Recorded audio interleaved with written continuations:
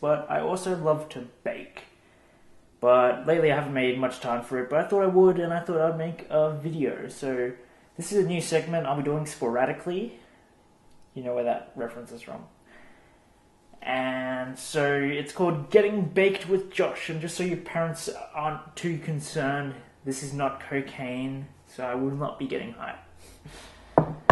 But anyway, so I thought we'd start with a really simple recipe, which is really, really easy to do, and that is Impossible Pie. Now, Impossible Pie is called Impossible Pie because it is impossible to screw it up. Literally, this is easy. You just throw all the ingredients together, mix it well, and then you're ready to go in the oven. The ingredients: you need 3 cups of milk, which I have right here, 4 eggs. Now, you're supposed to have vanilla extract, but I only have vanilla essence, so that will have to do. 1 cup desiccated coconut, 1 cup of caster sugar, not cocaine once again, and 1 cup of flour. Just plain flour, though I'm guessing if you don't have it, self-raising will do. Basically, this is why it's so easy. You just throw it all together. It doesn't matter what order you do it in, so I'm just going to throw in all the dry first. There's the coconut, there's the caster sugar. Now, you don't want to skimp on the sugar, otherwise it will get rather eggy in flavour. And now the really cool thing about Impossible Pie is that it kind of forms its own base, its own filling, which is kind of custardy, and it also kind of forms its own top crust, which is a bit crunchy with the coconut. Now, I actually discovered this pie, this recipe, from my stepmother. So, like, she just made it one day, ate it, loved how it tasted and how cool, like, it kind of was that it did its own kind of thing. You didn't really have to do much for it, and so that's kind of why I'm doing it today. Also, just because I've kind of been craving it, and that's kind of the main reason why I like baking, because I like to eat the stuff that I bake. And so it's kind of like, that's really the only reason. I mean, I did do hospitality in high school, and there was at some point I wanted to be a dessert chef, but now it's like filmmaker, and they're not that similar, to be honest. Not at all, but you know, that's how things go. So yeah, you just put it all together, mix it nicely,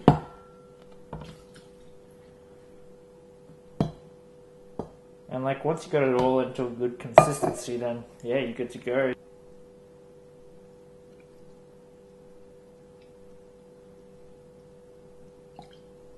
Put a tiny bit extra.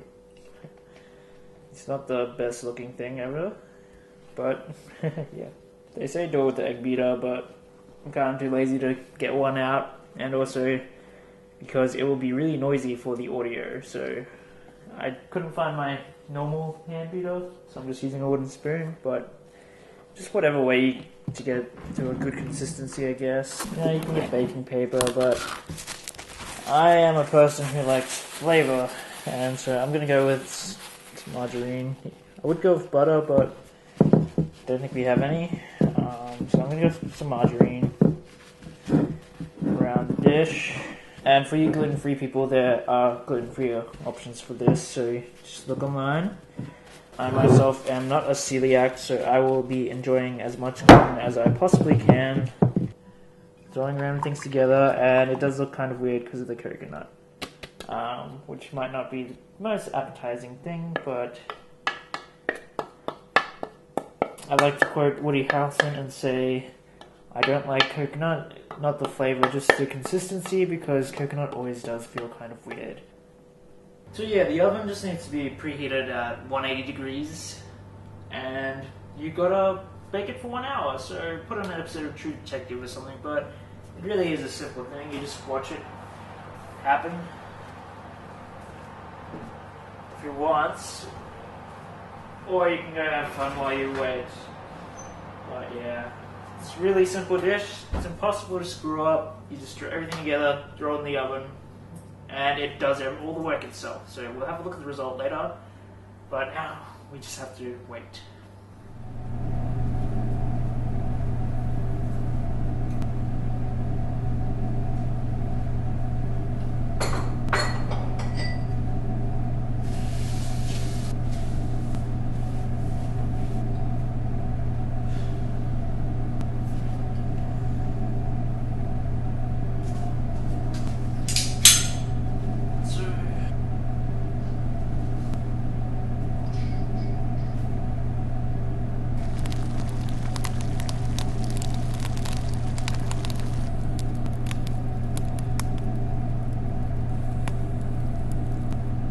Oh no! My cabbages! But in all seriousness, now mine's a little bit browner than it should be on the top, but that is kind of the fault of my oven. It tends to cook stuff more on the top than in the rest of it. So if you want to avoid too much browning, then just shove some aluminium foil on top and it will be fine. But it's just brown. It's not black, which is completely fine.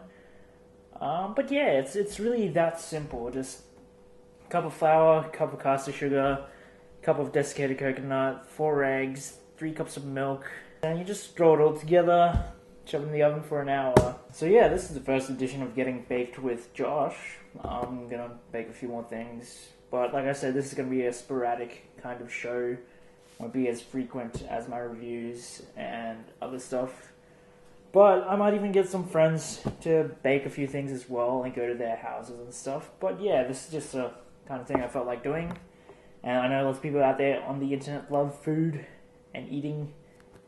So yeah, I hope you enjoyed it, and I hope you return and watch the next episode. Now, if you liked what you saw, feel free to subscribe. And don't forget to like us on our Facebook page, JO Productions, and follow us on Twitter at JoshuaChaw77. Thanks for watching.